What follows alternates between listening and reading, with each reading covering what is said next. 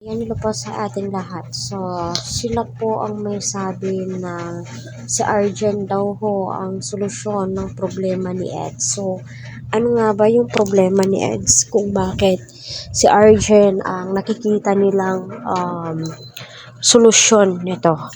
So, kahit sino ay magtataka, mawawonder, ha? Bakit si Arjen? Andyan naman si Beyonce. 'Di ba? So, dito nga po ay lawakan po natin ang ating pangunawa sa mga bagay-bagay. Hindi naman po pwedeng basta-basta po tayo mag-bash, So, syempre, may mga gusto at hindi natin gusto, 'di ba? Kung iisipin po natin yung side ni Edu, siguro maiintindihan natin. Kung hindi naman, kung iisipin po natin si Beyonce, yung ganito, ganyan, baka makwan, di ba?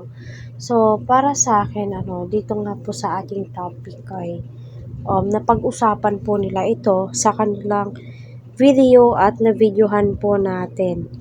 Narinig po natin. So, malamang hindi na po ito bago sa inyo yung topic ni Dr. Love.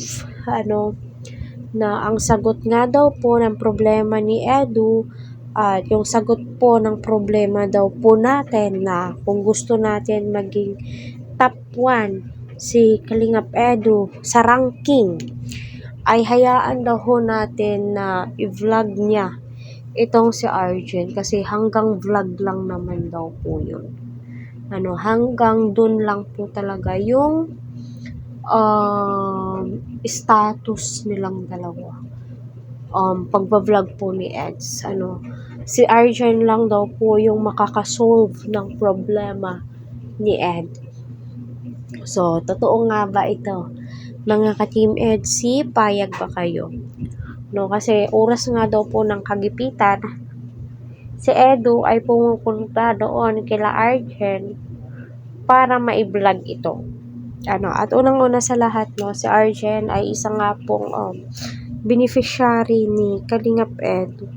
Siya po ay beneficiary ni Kalingap Edu. Aside of that, si Arjen ay isa nga pong scholar. Ika nga po nila na wala po tayong dapat pagselosan between Arjen and Beyonce. Kasi nga daw po si Beyonce at saka si Eds ay ikakasal na nga daw po next year.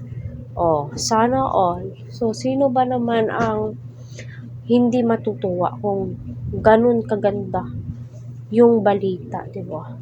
So, sino ba naman ang hindi ma-excite kung ganun, ka-legit yung balitang naririnig po natin na si Eds at saka si Beyonce ay may plano na po para sa kanilang future.